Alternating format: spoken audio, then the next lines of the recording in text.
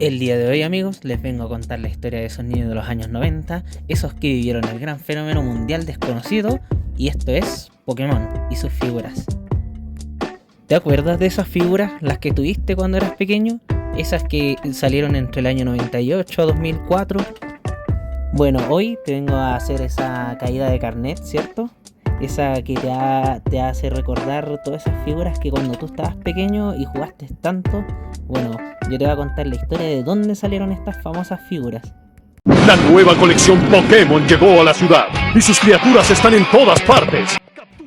Tommy, 1963, primeramente llamado Tomiyama por el apellido del dueño y luego se redujo a la sigla de Tommy.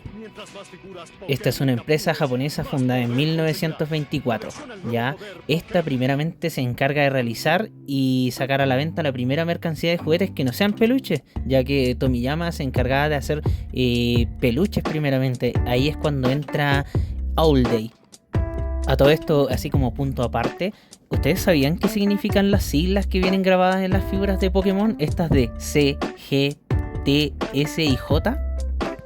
Bueno, les cuento, miren, la C corresponde a Canadá, China, ¿cierto? Germania y Alemania, que vendría estando traducido, ¿cierto? Tailandia y Sudamérica, España, y al final Japón, junto con Takara, fundada en 1955. Allí tienen el detalle de por qué aparecen estas letras detrás de las figuras. Estas las pusieron más que nada por las fábricas que tenía Tommy en esos años junto con Takara, ¿cierto? Y es por eso que vienen en esos países están ubicadas estas fábricas donde se crearían estas figuras. Tommy en esos años, esta empresa japonesa, ¿cierto? Se enteró de la popularidad de Pokémon debido a la revista CoroCoro Comic, que es como un estándar de cómic japonés. Tommy en esos años tenía un dilema respecto a los derechos de Pokémon, ya que también en ese entonces aparecieron los famosos monstruos de bolsillo, los Tamagotchi, que estos eran una idea bastante parecida a la de Pokémon, que eran como un monstruo de bolsillo, ¿cierto? A través de una pequeña consola. Pero como no fueron de su interés, terminaron ganando nuestros famosos monstruos de bolsillo. O sea, Pokémon fue la mascota virtual de esos años, ¿cierto? Que tenía más interacciones, un viaje, una historia más profunda, ¿cierto? Basadas en el famoso Satoshi Tajiri. Este es el legendario creador de Pokémon, que sin él no hubiéramos tenido, y también junto con Nintendo y Game Freak, no hubiéramos tenido esta franquicia. Bueno, continuando. All Day, la empresa china, ¿cierto? En 1993, junto a Tommy, firman el primer contrato de realizar figuras a escala única de los Pocket Monstruos, o sea, los monstruos de bolsillos en Japón, ¿cierto? Con el nombre modificado en Estados Unidos y singularizado a Pokémon, ¿cierto? Para no sonar tan asiático. En abril de 1997... Tommy junto a All Day realizan la primera fabricación de juguetes, aunque esta no fue una decisión comercial muy selectiva, ya que al ser 151 monstruos, estos en temas comerciales, ¿cierto? Fue una odisea.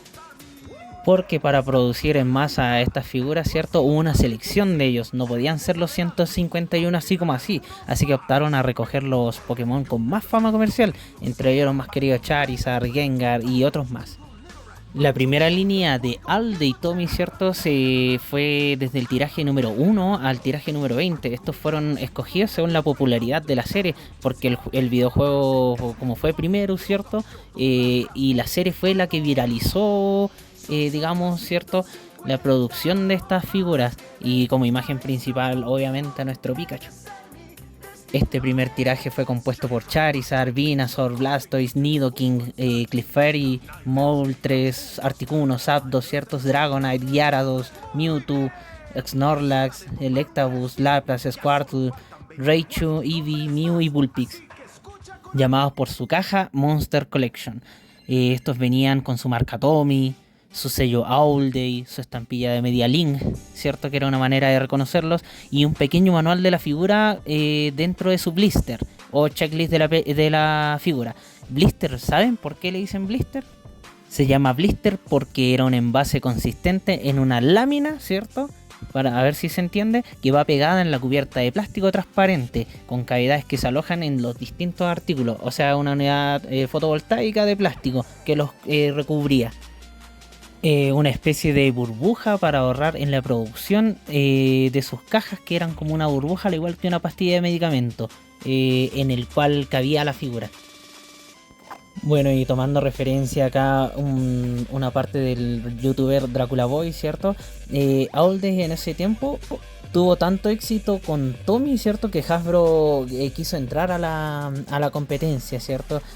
Por una parte había mucha piratería y Hasbro ofreció lo que era mejorar lo que son las figuras de Pokémon. Y Nintendo quedó agradado con la idea de esto. Así que firmaron un contrato, sacando a All Day del negocio. Y acá se inicia el segundo tiraje, donde está Jigglypuff, Charmander, ¿cierto? Y aquí fueron apareciendo las primeras figuras que eran compis, o sea que venían doble dentro de las figuras. Y un segundo tiraje, ¿cierto? Junto con All Day de las figuras de la segunda generación. Habían ediciones especiales tipo de las Master Ball. Hasbro tenía su equivalente con All Day, ¿cierto? Y venían mejor calidad, material, otro tipo de caja. Y así es como Hasbro se queda con las licencias de poder producir las figuras de Pokémon en toda América. ¿Han notado por qué algunas figuras de Pokémon tienen ese degradé en los colores? ¿Y por qué se ven con un estilo así? Y eso es debido al arte que tenía Satoshi Tajiri en esos años. El arte oficial obviamente fue el que se repartió en el manga, en sus manuales y todo. Y bueno, como salió ya después All Day del mercado, el único encargado de producir estas figuras fue Hasbro. Esta tuvo lugar en la Pokémon Center, ¿cierto? En Shibuya, en varios lugares. También por otra parte se lograron producir las 151 figuras, pero por separado, dándole lugar a la que son las Black Series, que eran las figuras una por una, ¿cierto? Dentro de un envase negro. Aquí dejo de referencia a Arturo Maldonado, donde muestra una Black Series, algunas de Hasbro, ¿cierto? Él tiene una grandísima colección, pásense por su Instagram, porque se van a sorprender de la colección que tienen. Lo tiene todo, pero selladísimo. Es de los mayores coleccionistas que yo he visto hasta el momento en el mundo de las figuras Hasbro, Pokémon, ¿cierto? En sí y selladas, que es lo mejor. Y tampoco podía faltar Chilito.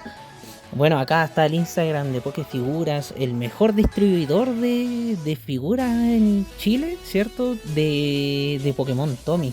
Las mejores vintage y recomendadísimos, chicos. Hace envío al extranjero y todo.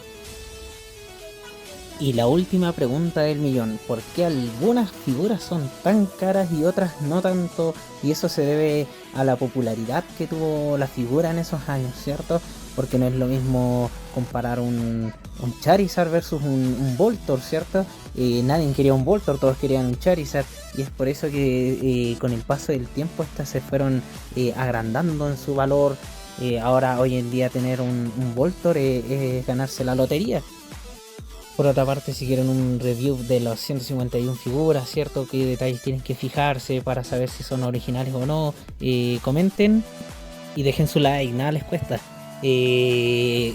Para yo hacer ese video único para todos, ¿ya? Bueno, es todo. Me despido de ustedes. Espero que les haya gustado el video. Es una historia que, bueno, que muy pocos saben y estaría bueno como para compartir. Adiós.